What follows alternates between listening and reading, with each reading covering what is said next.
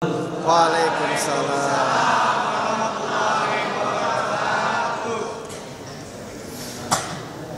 Alhamdulillahirrahmanirrahim.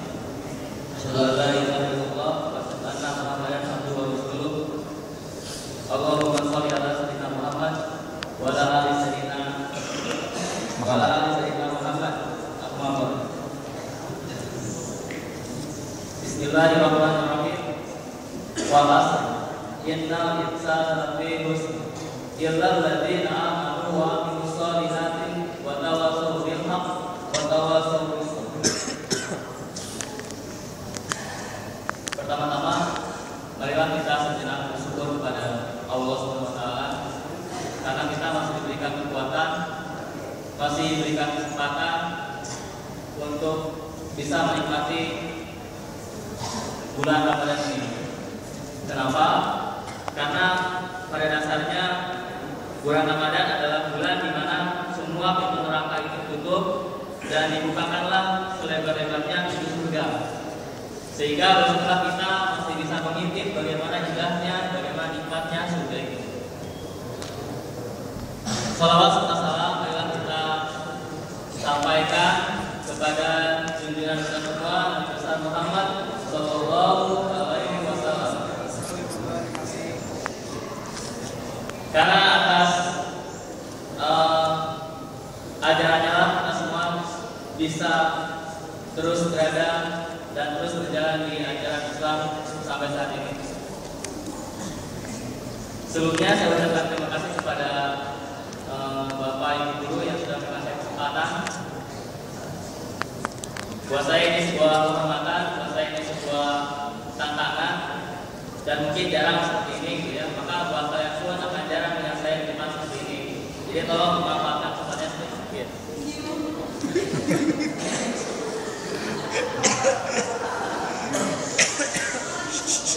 Di awal saya menyampaikan sebuah surat pendek, tapi dalam maknanya yang kira-kira artinya seperti ini.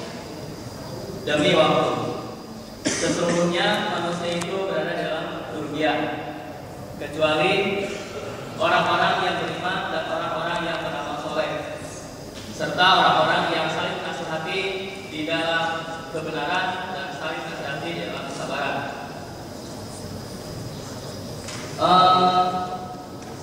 Di bulan puasa ini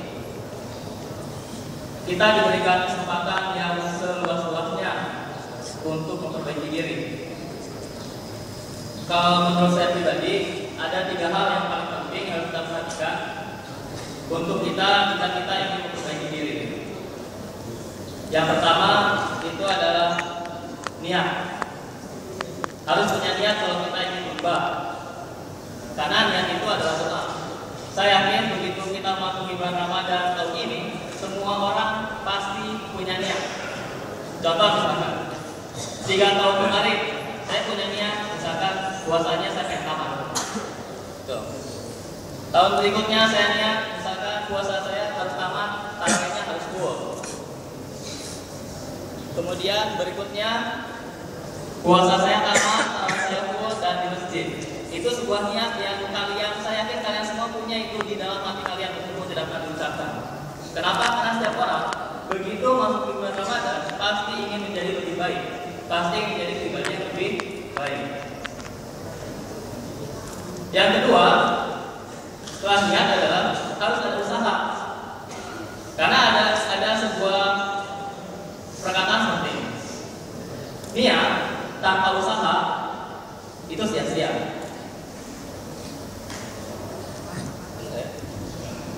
Niat tanpa usaha itu sia-sia. Artinya buat apa kita berdoa terus-menerus, buat apa kita berniat terus-menerus, tapi kalau misalnya kita tidak mengaplikasikannya, jadi ya cuma itu hanya omong aja, omong doang. Yang kedua, usaha tanpa niat itu sama aja bohong. Usaha tanpa doa sama aja bohong. Kenapa? Usaha tanpa niat itu sama aja bukan bohong, sama aja sombong. Usaha tanpa niat sama aja bohong, sama aja. Kenapa sombong?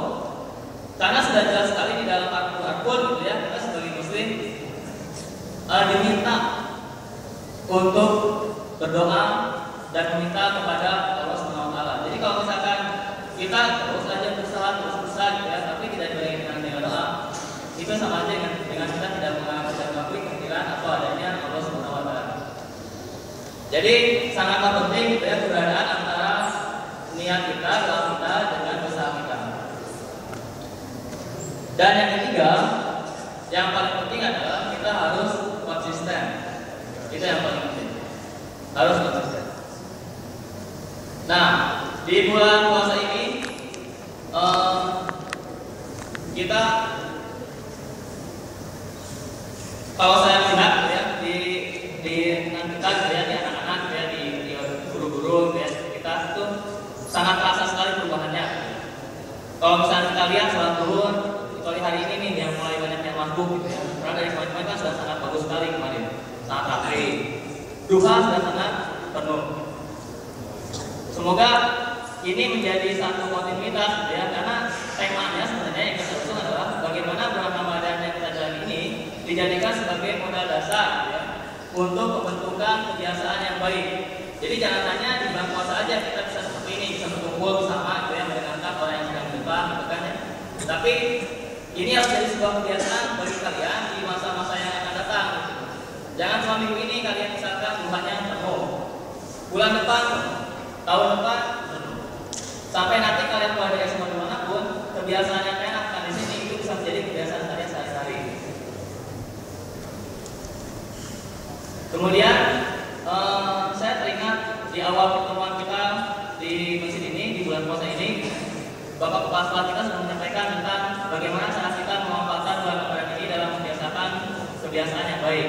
Contohnya, salah satu contohnya adalah semua orang muslim di bulan Ramadan itu menjadi orang, menjadi pribadi yang lebih menghargai waktu, lebih disiplin.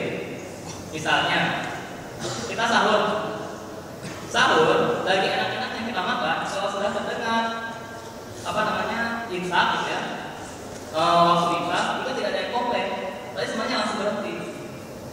Tidak ada yang semuanya pasti berhenti dan tidak ada yang masa lanjutin.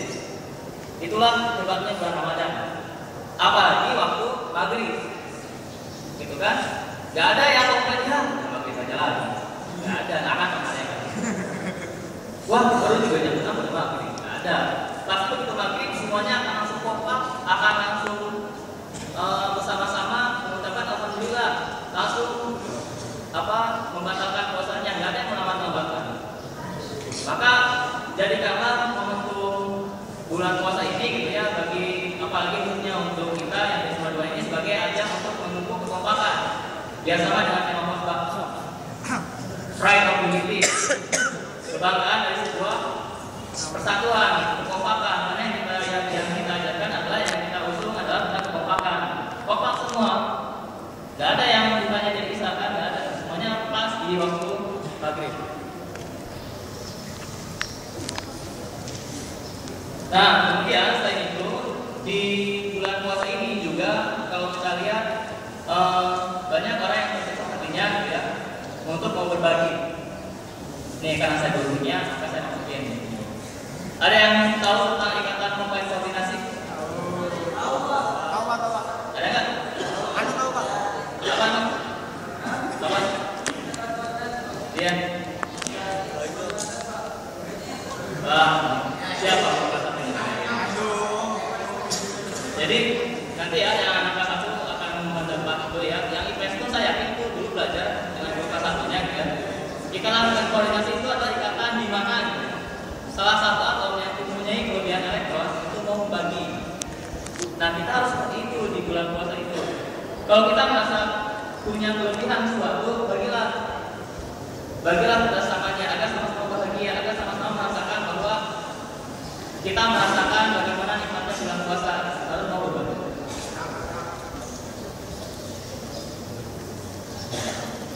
Kemudian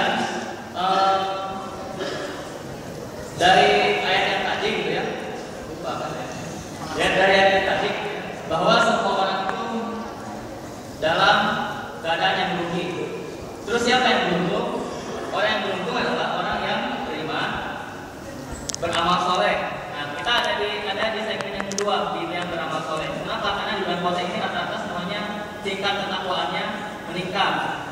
hanya yang harus dilakukan adalah bagaimana upaya kita agar di bulan puasa ini kita bisa menetapkan, kita bisa menentukan titik tertinggi dari tingkat ketakwaan kita.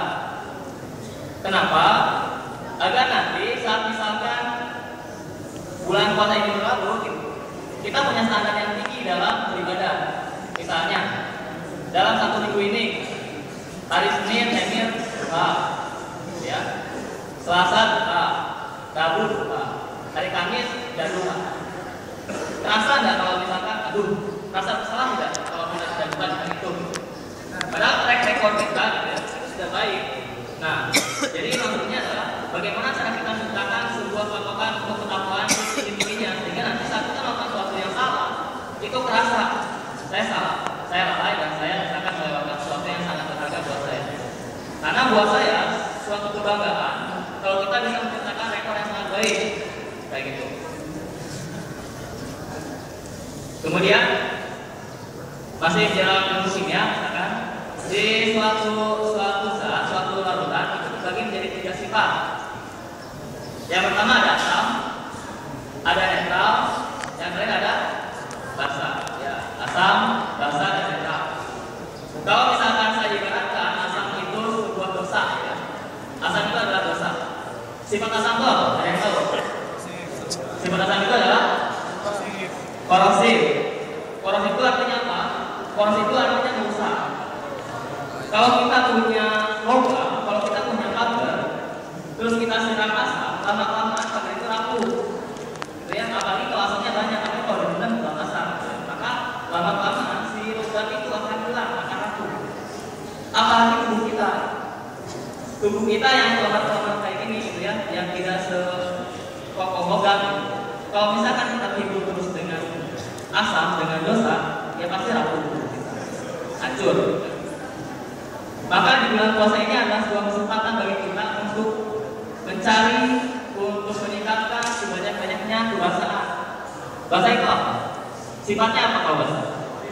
Ada tahu basa? Ada tahu contohnya? Sabun. Sabun. Tuh. Orang yang suka kita sabun tahu kalau sifat basa itu adalah licin, ya kan?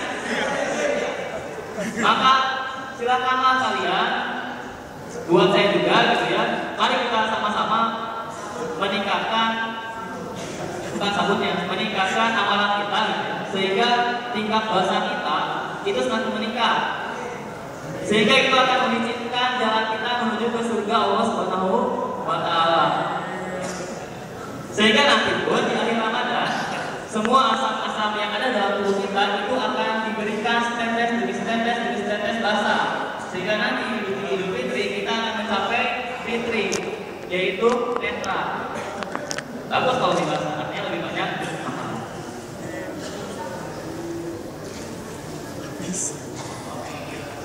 Nah, jadi pada intinya, gitu ya, kita sudah menjadi orang yang beriman.